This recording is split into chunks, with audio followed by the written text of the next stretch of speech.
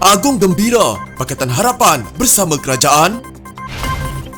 Syafiee tak puas hati Anwar tanda tangan MOU dengan kerajaan. Tiba-tiba Mahathir dakwa Ismail janjikan jawatan. Akhirnya Azalina kembali ke kerusi timbalan speaker.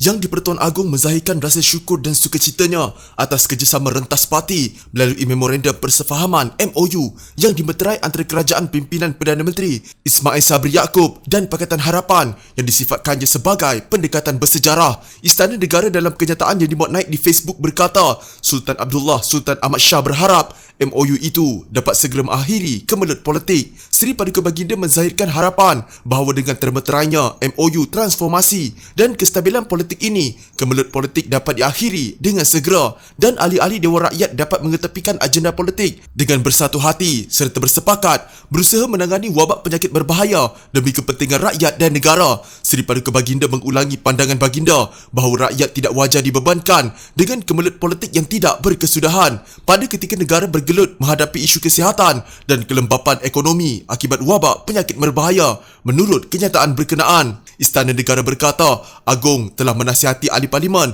supaya mengutamakan masalah rakyat pada sidang parlimen yang sedang berlangsung. Menurut Baginda, kestabilan politik dan peningkatan usaha pencegahan dapat mempercepatkan pemulihan ekonomi negara. Seri Paduka Baginda menzahirkan keyakinan bahawa selari dengan kestabilan politik dan kadar pencegahan penduduk serta bantuan tambahan oleh kerajaan, proses pemulihan ekonomi negara dapat dipercepat. Bahkan faktor-faktor tersebut juga adalah kunci kepada keyakinan semua pihak berkaitan dan para pelabur, katanya. Pada Isnin, Kerajaan Persekutuan dan Pakatan Harapan menandatangani MOU yang merangkumi 6 bidang, antaranya Perjanjian Malaysia 1963, MA63 dan rancangan untuk memerangi wabak penyakit berbahaya selain kebebasan badan kehakiman. Ia juga akan melibatkan pembaharuan parlimen, transformasi kerajaan dan pembentukan jawatan kuasa pemandu bagi MOU berkenaan.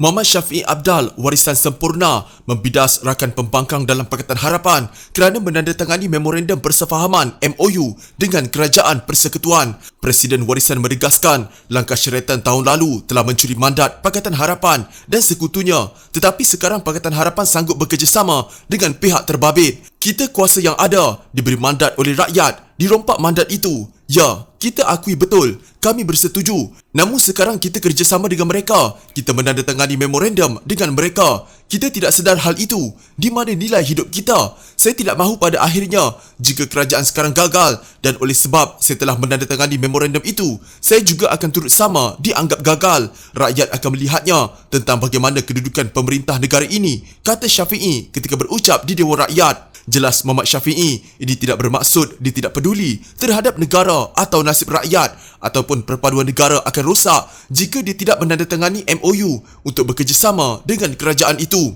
Negara dan rakyat patut selalu menjadi keutamaan, tetapi katanya keadaan sekarang banyak didorong oleh keserakahan dan nafsu untuk jawatan. Malah kata Syafiee, dia bahkan sanggup bertanding melawan saudaranya sendiri, Yusof Abdal yang kekal bersama UMNO setelah Syafiee digantung daripada parti itu pada pilihan raya umum ke-14. Semua ini katanya demi negara. Selepas PRU14, Yusof telah menyertai warisan. Punca ketidakstabilan semasa dalam lanskap politik negara adalah kerana mandat rakyat dicuri, tegasnya. Menurut Syafiee lagi, hal ini menyebabkan terlalu banyak perhatian ditumpukan kepada siapa yang memiliki nombor sokongan mencukupi majoriti ahli parlimen untuk mendapatkan kekuasaan. Kita bermain dengan angka untuk nyawa manusia di negara ini, kata Syafiee. Dia berkata demikian sambil bersetuju dengan Azalina Othman Said, Barisan Nasional Pengerang, mengenai perlunya undang-undang anti lompat parti. Syafiee kemudian menyarankan agar undang-undang anti lompat parti mengenakan hukuman terhadap ahli parlimen telah melompat, seperti digantung bertanding dalam pilihan raya dengan sejumlah syarat, atau digantung seumur hidup sehingga mereka tidak dapat bertanding dalam politik lagi kerana mereka telah memberikan contoh buruk kepada rakyat negara ini, katanya. Pada hari Isnin, Pakatan Harapan dan Perdana Menteri Ismail Sabri Yaakob telah menandatangani perjanjian bersama yang dijuluki Memorandum Persefahaman tentang Transformasi dan Kestabilan Politik. Kesepakatan itu menyaksikan kerajaan pimpinan Ismail berjanji untuk melaksanakan sejumlah reformasi institusi dalam tempoh waktu tertentu. Sebagai balasannya, Pakatan Harapan menawarkan janji bersyarat untuk tidak menggulingkan Ismail daripada kerajaan dan akan menyokong Belanjawan 2022.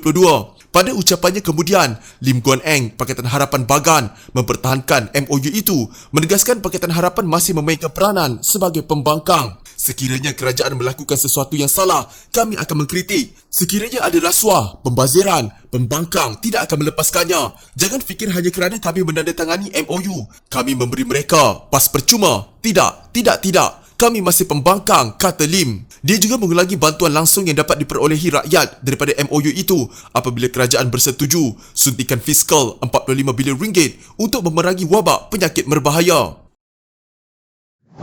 Mukhris Mahathir, pejuang Jelun, mendakwa Ismail Sabri Yaakob sebelum ini berjanji untuk melantik Dr. Mahathir Mohamad sebagai pengerusi Majlis Pemulihan Negara apabila dia dilantik sebagai Perdana Menteri baru menggantikan Muhyiddin Yassin. Namun Presiden Parti Pejuang Tanah Air itu mendakwa ia tidak dikotakan meskipun penubuhan MPN pada mulanya adalah cadangan Mahathir. Mukhris berkata, parti itu juga memang mencadangkan Mahathir untuk mempengerusikan MPN kerana menurutnya dia tiada sebarang kepentingan politik. Beliau Mahathir dah umum akan lepaskan jawatan dalam pengerusi pejuang sekiranya dilantik sebagai pengerusi MPN. Malah saya dimaklumkan bahawa Bera Ismail Sabri telah berjumpa dengan YB Langkawi Mahathir sebelum dilantik menjadi Perdana Menteri baru-baru ini. Mahathir telah dijanjikan bahawa MPN ini akan ditubuhkan sekiranya Bera jadi Perdana Menteri dan YB Langkawi akan dilantik sebagai pengerusinya. Malangnya, janji itu tak dikotakan, tapi kita rasakan ini masih lagi perkara yang sangat penting jika kita serius ingin tangani krisis yang dihadapi hari ini, dakwanya di Dewan Rakyat. Pada 4 September, Ketua Setiausaha Negara Muhammad Zuki Ali memaklumkan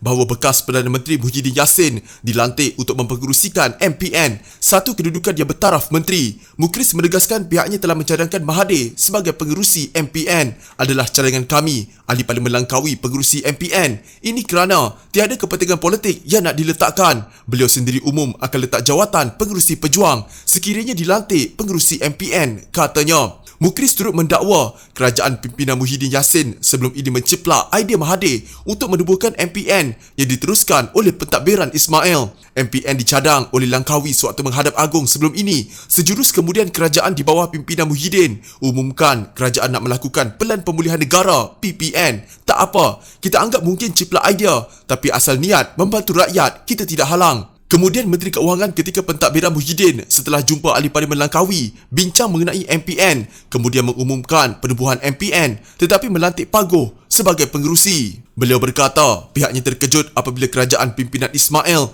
mengekalkan pelantikan Muhyiddin sebagai pengerusi MPN yang didakwanya gagal mengurus krisis wabak penyakit berbahaya sebelum ini. Apa Pagoh boleh lakukan sebagai pengerusi MPN bertaraf menteri apabila sewaktu menjadi Perdana Menteri dengan kuasa darurat pun tidak mampu lakukan tangani krisis wabak penyakit berbahaya? Soalnya, beliau berkata ini berbeza dengan cadangan awal Mahathir bahawa MPN akan dibarisi pakar. Sebaliknya kini kita dapati hanya 50% pakar dilantik dalam MPN, 25% adalah ahli politik kerajaan dan 25% daripada pembangkang, katanya. Ismail mempertahankan keputusan melantik Muhyiddin sebagai pengerusi MPN bertaraf menteri. Ismail berkata, pelantikan Muhyiddin dibuat memandangkan bekas Perdana Menteri itu memegang jawatan tersebut sejak MPN ditubuhkan ketika pentadbiran Perikatan Nasional. Ahli Parlimen Pengerang Azalina Osman Said kembali mempengerusikan sidang Dewan Rakyat petang ini. Katanya langkah itu diambil selepas beliau diminta oleh Yang di-Pertua Dewan Rakyat Azhar Azizan Harun untuk menggalas jawatan timbalan speaker buat sementara waktu. Saya nak maklum, saya telah diminta oleh speaker di bawah peraturan mesyuarat 7/3 untuk mempengerusikan mesyuarat bagi sementara waktu, kata Azalina selepas kembali menjadi timbalan speaker. Azalina melepaskan jawatan timbalan speaker pada 23 Ogos lalu atas faktor moral, peribadi dan konflik politik. Kemunculan Azalina mempengerusikan sidang Dewan Rakyat dipersoalkan Hassan Abdul Karim, Pakatan Harapan Pasir Gudang yang meminta penjelasan mengenai peraturan dan kenapa pelantikan sementara itu tidak dimaklumkan lebih awal. Azalina berkata Azhar akan membuat penjelasan berhubung pelantikan sementara itu kemudian. Sementara sahaja, Macam kahwin mut'ah sekejap sahaja, Isnin, Selasa depan, mungkin orang lain. Pelantikan ini di bawah kuasa Peraturan Mesyuarat 7-3. Sementara itu, Timbalan Yang di-Pertua Dewan Rakyat, Muhammad Rashid Hasnun, dalam kenyataan berasingan berkata, mengikut Peraturan Mesyuarat 7-3, Speaker boleh meminta seorang ahli parlimen mempengerusikan sidang Dewan Rakyat. Yang di-Pertua boleh meminta seorang ahli mempengerusikan mesyuarat itu buat sementara dengan tidak payah diberitahu Majlis Mesyuarat, dan ahli yang mempengerusikan ini tetaplah terserah kepadanya semua kuasa yang di-Pertua sehingga beliau kembali mengetuai mesyuarat. Azalina ketika membahaskan titah Yang di-Pertuan Agong memberi gambaran akan mempengerusikan sidang Dewan Rakyat. Menteri di Jabatan Perdana Menteri Parlimen dan Undang-Undang Wan Junaidi Tuanku Jaafar membentangkan usul menangguhkan pemilihan timbalan speaker baru. Katanya, penangguhan itu untuk kerajaan membuat pindaan perlembagaan bagi menambah satu lagi kerusi untuk jawatan timbalan speaker daripada 2 ketika ini kepada 3 orang. Beliau berkata, satu daripada 3 jawatan timbalan speaker itu akan diisi wakil pembangkang. Minggu lalu, kerajaan dilapor mencalonkan Setiausaha Agung UMNO Ahmad Maslan untuk mengisi kekosongan jawatan yang ditinggalkan Azalina itu. Sementara blok pembangkang mencalonkan ahli Parlimen Teluk Intan Ngah Komeng mewakili Pakatan Harapan.